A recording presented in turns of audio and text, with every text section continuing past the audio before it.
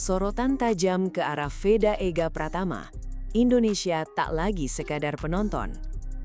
2026 baru dimulai, tapi satu nama sudah menguasai percakapan para penggemar balap motor tanah air, Veda Ega Pratama. Bukan pembalap veteran, bukan pula juara dunia. Tapi bocah ajaib dari Gunung Kidul ini justru jadi pusat perhatian dalam musim yang menjanjikan drama, rivalitas, dan kebangkitan. Kenapa?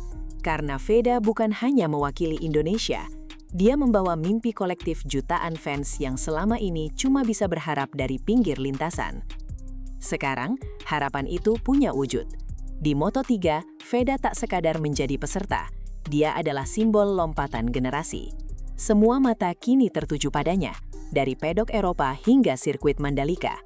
Yang jadi pertanyaan, mampukah dia memenuhi ekspektasi yang begitu besar di usia yang masih belia? Debut Grand Prix utama penuh, bukan sekadar coba-coba.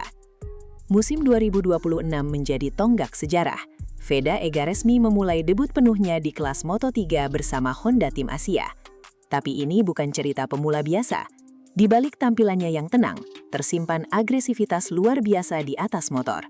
Honda melihatnya bukan sebagai proyek jangka pendek, tapi sebagai investasi masa depan. Latar belakangnya mengesankan. Bukan hanya jebolan Asia Talent Cup, tapi juga runner-up Red Bull Rookies Cup, jalur prestisius menuju MotoGP. Artinya, Veda datang ke dunia Grand Prix dengan fondasi matang, bukan dengan keberuntungan. Ia sudah mencicipi duel keras di Eropa dan Asia. Dan sekarang, dia akan bersaing di grid yang diisi oleh bakat paling gila dari seluruh dunia. Debut ini adalah pertaruhan, bukan hanya untuk Veda, tapi juga untuk reputasi Indonesia di mata dunia. Rekap jejak yang mengesankan. Juara Asia, runner-up Eropa, siap taklukan dunia. Bicara prestasi, Veda bukan sekedar cerita lokal.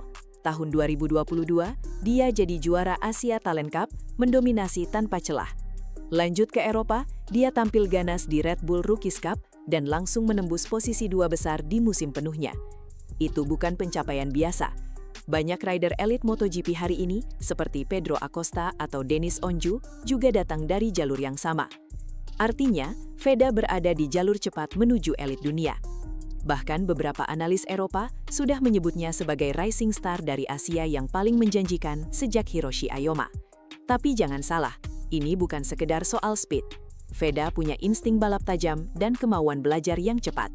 Kombinasi ini menjadikannya sangat berbahaya di trek. Dengan modal ini, pertanyaannya bukan apakah dia bisa bersaing, melainkan seberapa cepat dia menggebrak. Gaya balap Veda tenang di luar, buas di dalam tikungan. Veda bukan pembalap yang banyak bicara, tapi saat lampu start padam, dia berubah jadi sosok berbeda.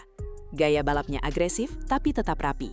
Ia berani melakukan overtaking dari sisi-sisi tak terduga dan beradaptasi cepat dengan ritme balapan. Padok Eropa menyebutnya sebagai anak muda dengan nyali pembalap tua. Itu pujian yang jarang diberikan untuk debutan Asia. Tapi bukan cuma soal gaya. Veda juga menunjukkan kestabilan emosi. Ketika balapan memanas, dia tetap fokus. Tidak mudah terpancing drama, tapi juga tak segan memberi perlawanan keras. Dalam kelas Moto3 yang terkenal kejam dan penuh insiden, ketenangan adalah senjata paling berharga, dan sejauh ini Veda punya itu. Apalagi, dia dikelilingi tim teknis yang sudah terbiasa membimbing rider Asia ke podium. Kombinasi ini bisa jadi resep kejutan besar musim ini. Target realistis tapi menggigit. 10 besar dan gelar rookie terbaik. Musim pertamanya memang bukan ajang untuk buru-buru naik podium. Tapi jangan salah, Veda tetap punya target besar, finish konsisten di 10 besar dan meraih gelar rookie terbaik. Itu bukan angan-angan kosong. Dari sesi uji coba tertutup, tim Honda Asia mencatat data lap time Veda sudah mendekati 1 detik dari para penghuni 5 besar. Artinya, selisih itu sangat bisa dikejar seiring bertambahnya pengalaman. Fokus utama Veda ada pada konsistensi dan penyelesaian balapan, tanpa crash, tanpa penalti, dan tanpa tekanan berlebih. Tapi satu hal yang pasti, begitu ada celah untuk merangsek ke depan, Veda akan ambil. Status sebagai Yuki tak membuatnya ciut.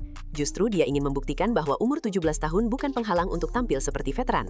Disinilah penonton akan mulai menaruh harapan serius. Gelombang rookie Moto3 2026, lawan berat justru datang dari sesama pendatang baru.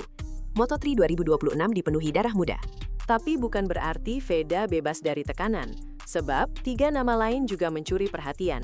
David Alonso O'Gorman dari Inggris, Angel Piqueras Uriarte dari Spanyol, dan Guido Morelli dari Italia. Mereka adalah rival seangkatan Veda yang sama-sama haus pembuktian. Uriarte punya kecepatan luar biasa saat kualifikasi, O'Gorman dikenal nekat dan tak kenal takut, sedangkan Morelli punya backing kuat dari pabrikan Eropa. Jadi, selain bersaing dengan rider senior seperti Daniel Holgado dan Colin Vejer, Veda juga harus menang dari rekan sesama rookie jika ingin klaim sebagai pendatang paling berbahaya. Persaingan internal rookie ini bukan sekedar adu cepat, tapi juga adu strategi, konsistensi, dan siapa yang lebih cerdas membaca balapan. Mario Aji di Moto2, perbandingan yang tak terhindarkan. Mario Aji masih memperjuangkan eksistensinya di Moto2, kelas yang lebih tinggi dari Moto3. Tapi justru kontras inilah yang bikin nama Veda makin bersinar. Jika Mario sedang dalam fase pemulihan usai cedera dan hasil naik turun, Veda masuk dengan momentum mentah yang segar.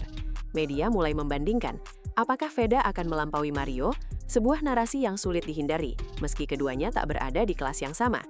Namun, Veda tidak terjebak dalam perbandingan.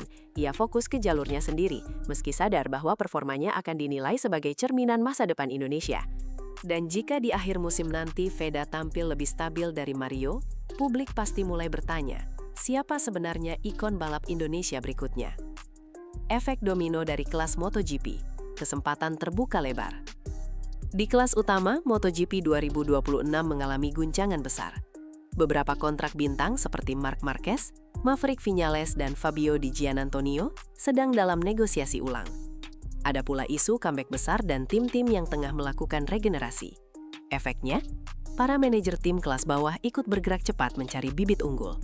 Moto3 bukan lagi tempat magang, melainkan panggung audisi sesungguhnya. Veda Ega Pratama masuk ke grid saat banyak mata sedang mencari siapa talenta Asia berikutnya. Jika dia tampil konsisten, bukan tak mungkin dalam 2 tahun ke depan, pintu ke Moto2 atau bahkan wildcard MotoGP bisa terbuka. Momen ini langka. Dan Veda harus tahu, performa 2026 bukan hanya untuk hasil musim ini, tapi penentu jalur karirnya ke level puncak. Tekanan nasionalisme, dari Gurun Kidul untuk Merah Putih. Veda tak hanya membawa helm dan motor ke lintasan, dia juga mengusung harapan bangsa. Di media sosial, namanya mulai ramai. Di Mandalika, fans mulai memesan tiket hanya untuk melihat satu nomor. 7. Itu nomor Veda. Di tengah ketatnya persaingan, publik Indonesia haus akan kebanggaan baru. Dan kini semua itu diletakkan di pundak remaja 17 tahun. Berat? Pasti. Tapi sejauh ini Veda tak menunjukkan tanda-tanda goyah. Sebaliknya, dia makin tenang menghadapi sorotan. Ia sadar, ini bukan sekedar balapan, ini momentum sejarah. Dan saat bendera merah putih dikibarkan karena finish top 10 nanti, itu bukan cuma kemenangan individu, tapi juga pesan, Indonesia akhirnya punya pembalap yang bisa bicara di level dunia. 2026 bisa jadi awal babak baru balap Indonesia. Musim ini bisa jadi titik balik. Untuk Veda, untuk Honda Asia, dan untuk Indonesia. Jika semua berjalan sesuai rencana, kita bukan lagi sekedar penonton MotoGP, tapi bagian dari ceritanya. Veda tak dituntut langsung juara, tapi progres, keberanian, dan determinasi akan jadi ukuran keberhasilannya. Satu musim penuh akan jadi ajang tempaan mental dan teknik. Tapi jika dia lolos dari rimba Moto3 ini dengan kepala tegak, maka narasi baru akan dimulai, dari Gunung Kidul menuju dunia. Dan siapa tahu, 5 tahun ke depan, kita tak lagi bicara harapannya siapa, tapi Veda, calon juara dunia dari Indonesia.